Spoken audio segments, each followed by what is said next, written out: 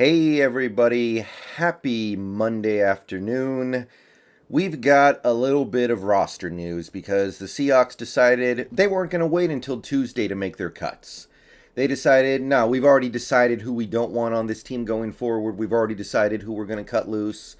We're not going to waste their time. We're not going to waste our time. We're not going to waste any practice reps on them. We're going to let them go hit the street and go try to find a job somewhere else. So, I thought I was going to be making this video tomorrow, but we're going to go ahead with it now since I just got word on the cuts about half an hour ago. So, Corbin Smith reports that the Seahawks actually cut 6 players, not 5. They cut 6, and they signed another player, so the end net result is the same. But anyway, let's go ahead and talk about who we let go. Linebacker Nate Evans, which kind of surprises me. I thought we wanted to have some linebackers at the back end of the depth chart so we could have guys who could play in the fourth quarter of the last couple preseason games. But we decided to let him go, and obviously he did not have much of a path forward on this team. Tackle Lucas Williams, which really surprises me because our tackle depth is so thin right now. I thought we were going to keep him around just as a warm body. But he's gone. And then you have running back Cameron Scarlett, who I predicted would be let go. Cornerback Jordan Miller, who I knew was a candidate to get let go, but I'm a little surprised he's let go at this stage. Defensive tackle Walter Palmore, which I expected. And receiver Anthony Ratliff Williams, which I expected. So that's 6 players let go. We picked up a defensive end / tackle. Don't know exactly what role he's going to play for us. I think he's just listed mostly as a defensive lineman, but it's Alex Tchangam. Probably got that wrong, but I did the best that I could, and that's all that matters. And that gets us to 85 total players. So none of these guys had a real path forward to making this team, I don't think. I don't think any of these players will be missed. Maybe 1 or 2 people that I know of kind of liked Walter Palmore enough to maybe want him on the practice squad. Same for Jordan Miller. I thought Nate Evans had a puncher's chance at one point of making the practice squad, but yeah, these are clearly guys who had not much of a future with this team. So let's go ahead and cut it down over here.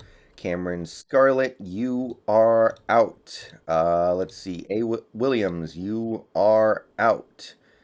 Lucas McNeil, get out of here.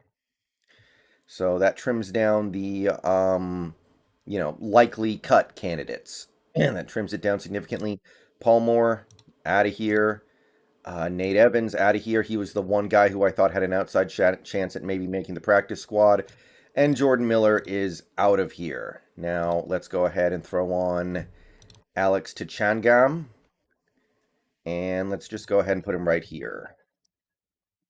If you ever wondered how the soup gets made, there you go. Not seeing him as likely to make this team, but he is now part of the back end of the roster.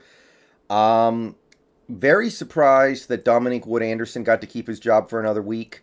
I think it's just because the tight ends in front of him are either injured or not comfortable playing at this point in the preseason. Maybe we really don't want to let Everett and Disley play very much, if at all. If so, it kind of makes sense why you keep Wood-Anderson around for another week or two, but I mean, that dude did everything he could to lose his job on Saturday, so kind of surprised. Sean Mannion did indeed stick around. I kind of thought that would be the case because of Gino's concussion, but he's obviously on borrowed time. And that's your 85-man roster at this point. So let's go ahead and cut down on the that part to 16. And this is where the roster sits as of right now. Let me know what you think down below. Let me know if you think any of these guys have a chance of making the roster or practice squad in some capacity. Let me know what you think about these cuts.